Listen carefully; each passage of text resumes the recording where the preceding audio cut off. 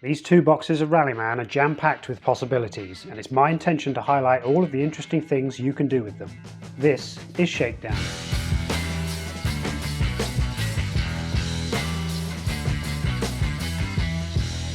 In today's Shakedown, we're going to hopefully feel the boost from our R6 Hybrid dashboard.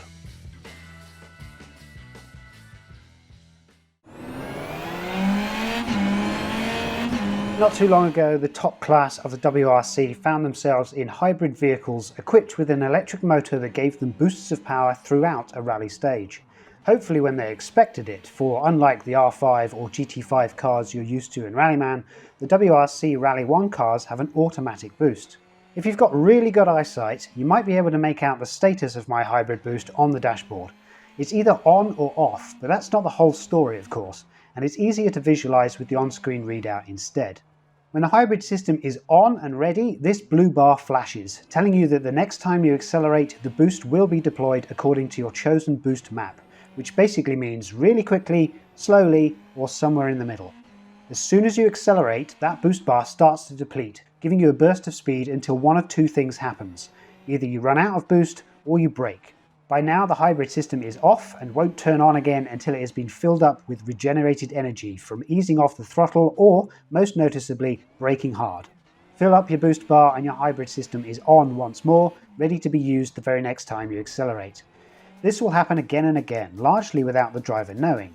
They might feel the increased speed or lack thereof, but outside of turning it off to make sure it doesn't kick in for a while, there's not much they can do but to try and make the most of it. As we all like to apply real-world rallying into Rallyman wherever possible, can we find a set of rules to simulate the Rally1 Hybrid boost? Absolutely, but what do they add to the game? Well, we're going to lay out some hypothetical turns around half of a Portuguese stage by Vallambrosio, which you can find on BoardGameGeek, and run some cars through it to find out. We're going to assume that all the dice rolls are hazard-free for the sake of an easy comparison between the dashboards and an explanation of the Rally6 Hybrid rules. Our Rally6 Hybrid has the ability to boost up through the gears as though we're making use of the green boost die from the R5 or GT5 car classes, but we don't have to roll anything extra. It's therefore a little safer for us to skip gears compared to those cars, but we can't do so whenever we want, like they can. Instead, we have to use our boost when certain conditions are met. We have a battery that can store 3 energy. A brake die will generate 2 energy and a coast die will generate 1 energy. Whenever we've generated 3 or more energy on a turn or series of turns, we must make use of the hybrid boost the next time we accelerate, or else we forfeit the use of the boost on this occasion. Whatever we decide to do, all that energy is lost and we'll have to generate at least 3 more to unlock the option to boost again. If we boost at the right time, we can make use of limited space on a stage to end in a higher gear, saving us some time. If we get it wrong, we might find ourselves in situations where we have to use a coast die knowing it won't generate any energy for the next boost, meaning our boosts are more infrequent and inefficient. Finding the right time to use a hybrid boost then becomes a new element of the Rallyman dice placement puzzle. Hopefully it's not too difficult an element to figure out and leads to faster stage times than a regular R6 car. Out on course then, and the good thing about these R6 hybrid cars is that they start with 3 energy, which means that you can get an idea of how they work straight from the start line. The first space of acceleration happens to be the first space that we will take, so we must accelerate or forfeit the use of the hybrid boost. That means that instead of going into first gear, we're going to start in second gear. From there, all of our battery is spent. We've used the boost.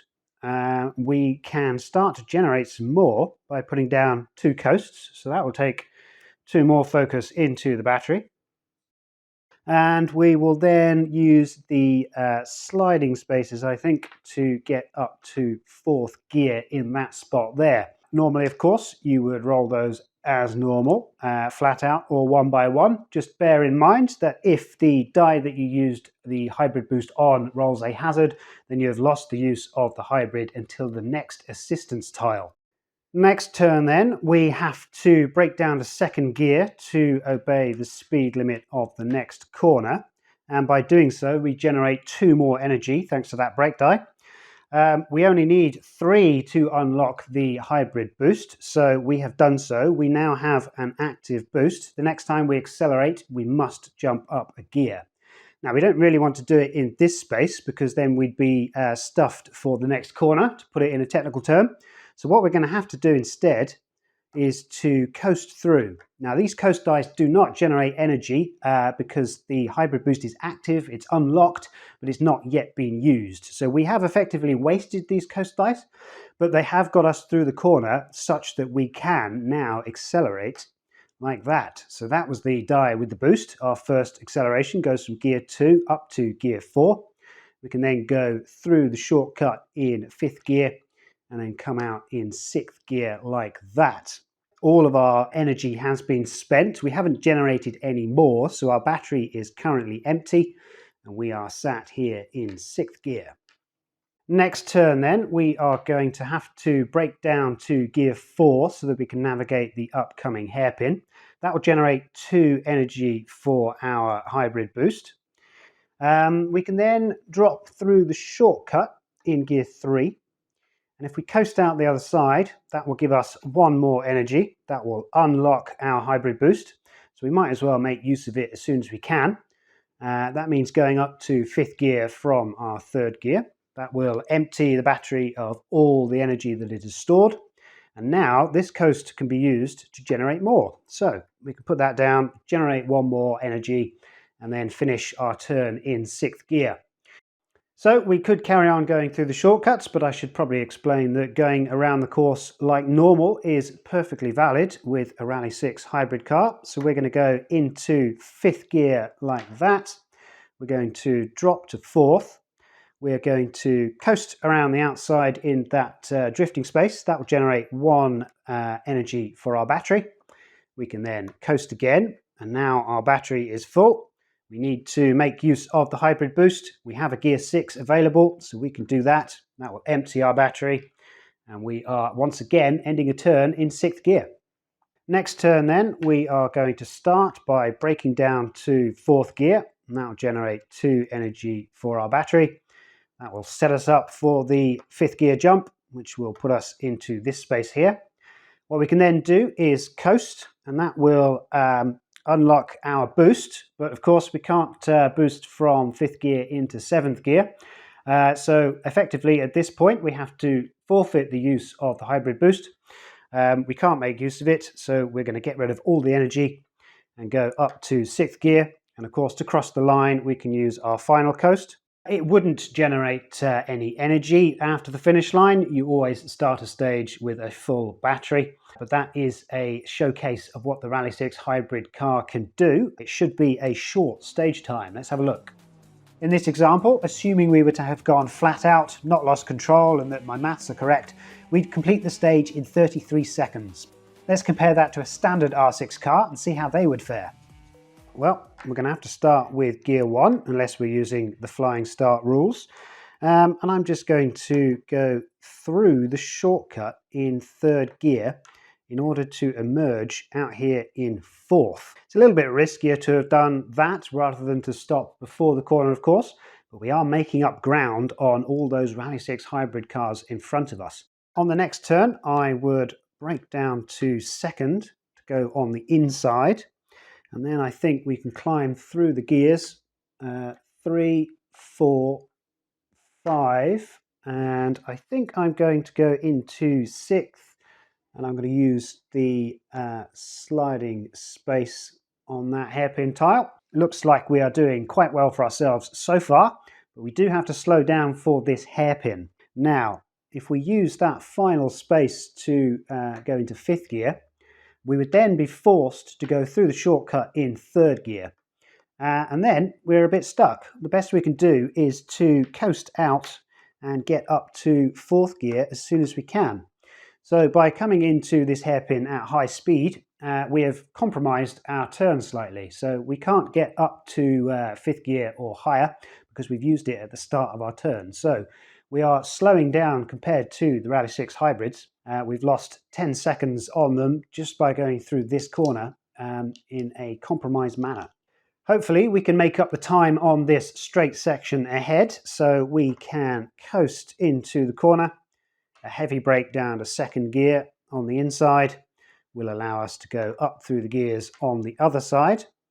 And if we are feeling brave, we can go over the jump in 6th gear. That will put us onto this space. All the rolls in this control test are hazard free, but in your game you might want to secure that with a second token. In either case, it puts you a couple of spaces before the finish line. All you would need to do from there is a couple of coasts, and that will give you a 6th gear finish. But was it a 6th gear finish that caught up with the Rally6 hybrids? Let's find out. While the first 2 turns took the same amount of time, the standard R6 soon found itself stuck on a corner and having to decide how best to end its turn, finishing the stage in 45 seconds, showing that, when I'm tackling the stage at least, the R6 Hybrid is the quicker car as we hoped it would be. But that's not where these Rally1 inspired rules end. Remember when I said that drivers can choose a boost map which determines how their boost is delivered? Broadly speaking, they can have a lot of boost delivered over a short space of time, or spread the boost over a longer period but at the expense of a less impactful boost. You might prefer one setting on a tight technical stage and another setting on a high-speed rally, and while we can't quite bring the idea of half boosts into Rallyman, we can make the timing of the boost work. With this variant there are 2 hybrid modes, aggressive and cautious. You've already seen the aggressive mode in action, as it's the default mode for the Rally6 hybrid rules. The hybrid boost kicks in during the first space of acceleration. Alternatively, you can put your Rally6 hybrid into cautious mode. Here, the hybrid boost works identically, but kicks in during your second space of acceleration and never in the first. Additionally, if you can wrap your head around the gears you have available, you can even decelerate between the first and second spaces of acceleration and really make use of having more time before the boost is applied. But be careful, because as soon as you brake between those spaces, you lose the hybrid boost as though you had forfeited it, and will have to regenerate the energy again. What does this look like out on course, and does it make a difference to the stage times? As you know, the Rally6 hybrids start with a full battery, so they can hybrid boost from the start line, and we can show that off by putting a gear 1 in that space. And importantly, with the cautious mode, you are allowed to use coast dice to extend your run between the first and second spaces of acceleration, but that doesn't generate any energy. So let's not do that until we have spent our boost, and therefore we can start to reclaim the energy by going through with a couple of coasts and then ending in 4th gear again. So we've got 2 energy back for our next boost and a 4th gear finish before the corner.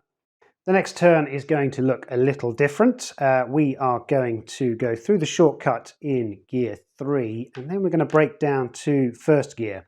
That'll generate 2 energy for our battery. Of course, we are now at least 3. We have 4 in total, so our hybrid boost is active.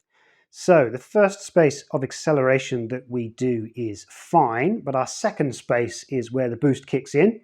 So the boost is going to kick in this space here from 2 to 4.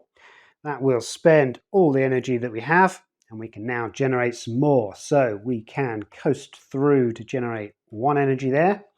And then I think we can go 5, 6, and I think we can even use another coast there to generate 1 more energy. And that will be our second turn as we get through to the far hairpin there.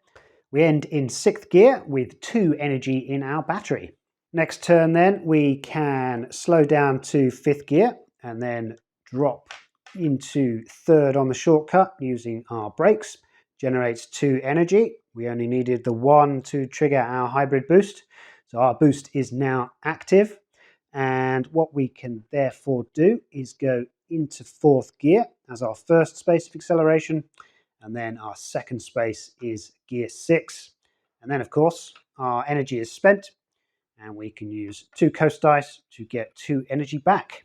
And that is how we can be efficient with gathering our energy once we have used our boost. Another 6th gear finish, and we are on the home straight.